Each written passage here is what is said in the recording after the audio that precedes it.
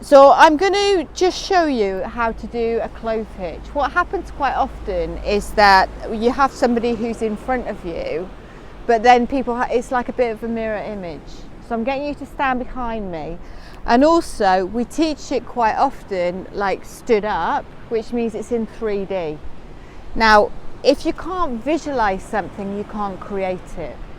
So for people who've never done knots before, and they're looking at you opposite, or if they're left-handed and you're right-handed, or you're right-handed and they're left-handed, you're left-handed and they're right-handed, then what will happen is that there's kind of like a mismatch of information that's going on.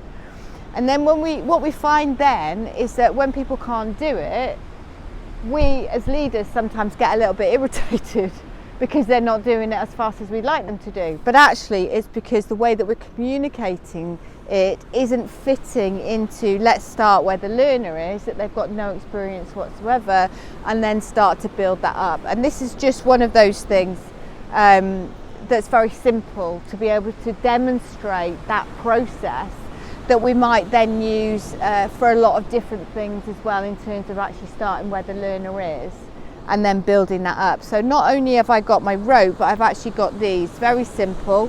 Step one, put the piece of string out.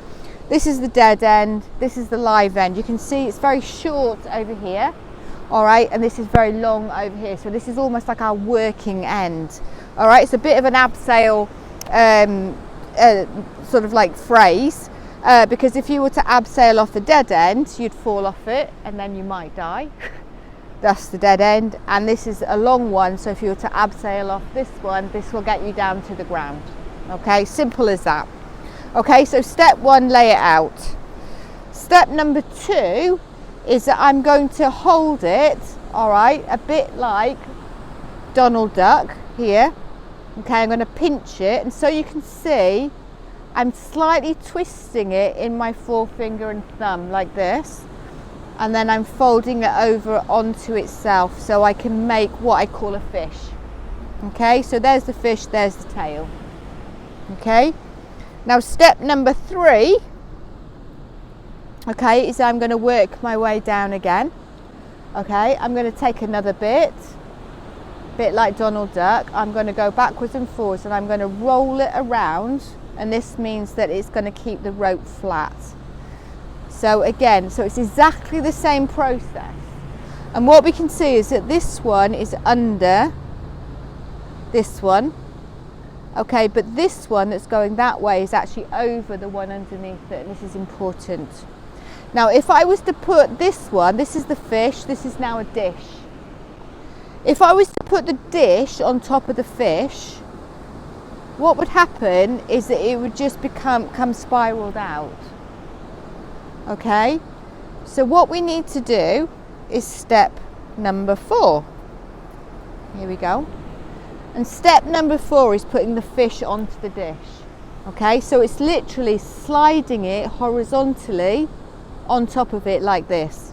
So one is on top of the other.